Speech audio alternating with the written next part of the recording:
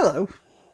When J.K. Rowling produced her first Harry Potter book, which was called Harry Potter and the Philosopher's Stone, it was marketed as Harry Potter and the Philosopher's Stone in Britain, but the publishers said that nobody in America would understand the concept of the Philosopher's Stone, and nobody would buy a book for children with the word philosopher in it.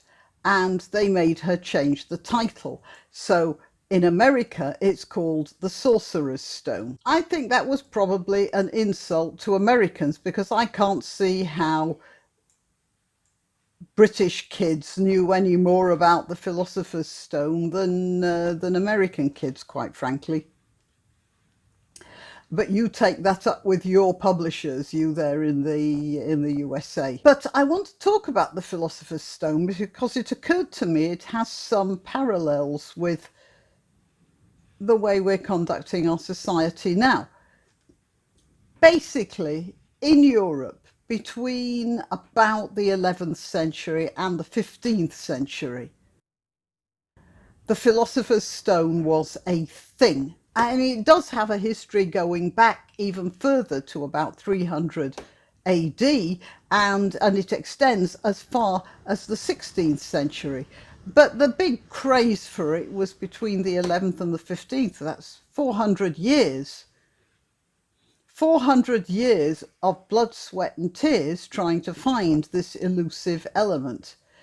Alchemists, the people who thought they could find it, were employed by kings and princes and rich patrons. Sometimes they were actually locked up while they were working to do research into finding the secret of this thing. At this point, I want to remind you that the word philosopher just means really a researcher. Philos is the Greek for love, and sophos is the Greek for wisdom. So a philosopher is a lover of wisdom, a seeker after knowledge. So anyway, back to the main event. The Philosopher's Stone was going to be the answer to everything, because it turned lead or any other base metal into gold. So if you found the Philosopher's Stone, you could turn ordinary metals into gold, and they wanted to do that quite a bit. A lot of princes and kings were very short of cash, and they thought this would be the answer to their problems. I don't know whether they actually considered that if everything became gold, if gold were as common as lead, then gold would cost what lead cost, perhaps even less actually. So they didn't seem to be thinking that far. Anyway, the economic problems of the world would be solved by turning lead or iron or copper or some other base metal into gold. At the same time, not only was everyone going to be rich, but they were also going to be healthier, happier, and possibly even immortal, because the Philosopher's Stone was also the cure for all ills. And that's because of the following theory about it. You see, the theory was this: gold is the purest metal.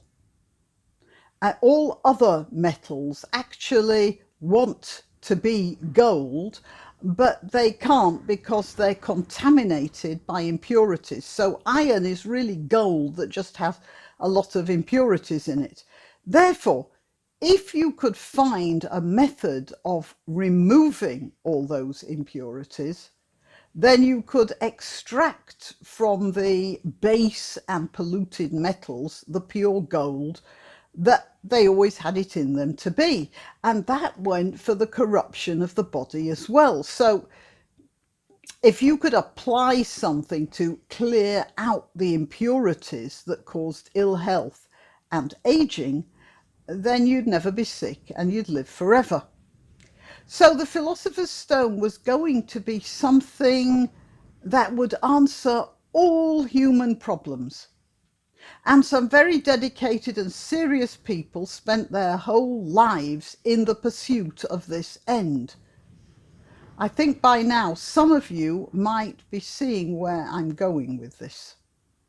These people endured dreadful hardships and deprivations, and they went to some sometimes quite immoral lengths, like the killing of children, and in order to get the substances they needed for this particular element they were seeking. They spent their entire lives locked up in rooms with various sorts of, chemical equipment and machinery, whatever was available at the time, and they were boiling up all sorts of noxious substances and poisonous materials like arsenic and mercury, which very often shortened their own lives. And they were constantly in pursuit of this mirage, which of course they never caught, but they chased it anyway, as one might chase a rainbow. It was always just within reach, almost, not quite.